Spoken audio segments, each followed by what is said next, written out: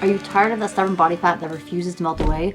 Well, you're not alone, and don't be too hard on yourself. These are 3 sneaky gimmicks that companies use in their marketing that might be holding you back. I'm Margo Alvarez. Over the years, I've helped thousands of people lose fat and move better. Welcome to my channel. So, what are those 3 hidden gimmicks? 1, unfortunately, we're gonna start off with alcohol. For those that don't know me, as well as a retired athlete, I'm a winemaker with multiple harvests under my belt. So I do know this topic very, very well. Winemaking starts the minute you pick the grape from the vine. From there, you'll destem, crush, and press the wine, then you'll let it ferment. During the fermentation process, this is where the sugar will convert into alcohol. That first marketing gimmick, alcohol companies will say they have low residual sugar. For example, this company claims that. During the fermentation process, most sugar is converted into alcohol. While that might be partially true, the complete truth is what's keeping you from losing fat. It's the calories.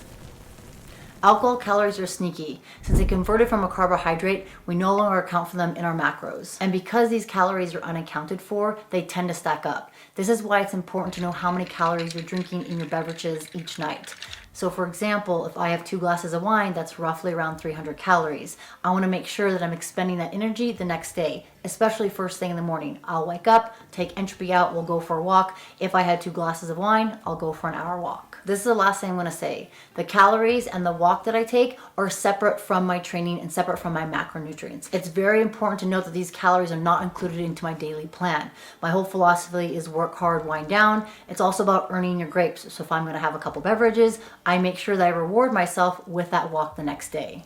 The second marketing gimmick that companies will use is highlighting the micros to hide the macros. So for example, if we're having breakfast and I want some OJ, if I look at the label here, it says rich in vitamin C, no added sugar, calcium, vitamin D, sounds like a plus, pulp-free, not from concentrate, right? So if I'm having this OJ and I look and it looks pretty good, I'm looking at those micronutrients, but if I turn it over to the back side and I look at the macros on the back, it says 37 grams of carbohydrates for 1 serving. Now, if I'm having breakfast, I'm like, hey, I want some cereal with my OJ, not together, separate, right? And I look at this container and it says, oh, good source of calcium, 12 minerals and vitamins, or vitamins and minerals, 22 grams whole grain serving, gluten-free, right? Highlighting all those micronutrients. But if I turn it over to the nutrients side, or the nutrient facts here, and I go down to the total carbohydrates, 30 grams of carbs per serving. Now, typically I wouldn't have just 1 cup of my cereal, probably 2 cups. That's 60 grams right there of carbohydrates.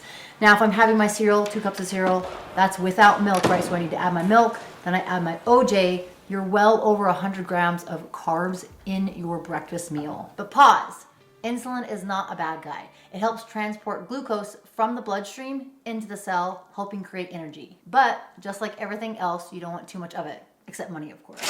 Insulin is a storage hormone, so it likes to hold on to things. If you're trying to lose fat, too much insulin can be bad. So you want to avoid foods that contain a lot of carbs. So be aware of companies that are highlighting the micros but hiding the macros. Third marketing gimmick is trending keywords. Back in the 90s, it was all about low fat milk, low fat cheese. I was a huge part of that, and it changed my lifestyle and my eating habits for a while. Now, fast forward, we have a lot of different keywords that are trending.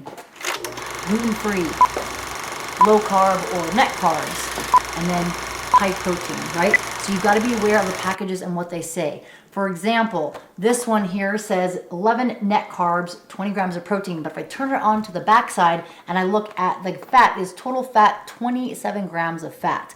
Now, if you're looking at your daily intake of fat for the day, it's anywhere between 70 to about 100 grams depending on your goals. So if you're looking at this, it's almost 30 grams of per 1 meal. So you have to make sure that these deceiving words or these trending keywords on those packages that you're aware of, and you actually turn it around and look at those nutritional facts on the back. So how do you avoid these marketing gimmicks? When you go to the grocery store, avoid the center aisles. Stay to the perimeter of the grocery store and shop for eggs, protein like meat, chicken, etc., vegetables, and limit your fruit.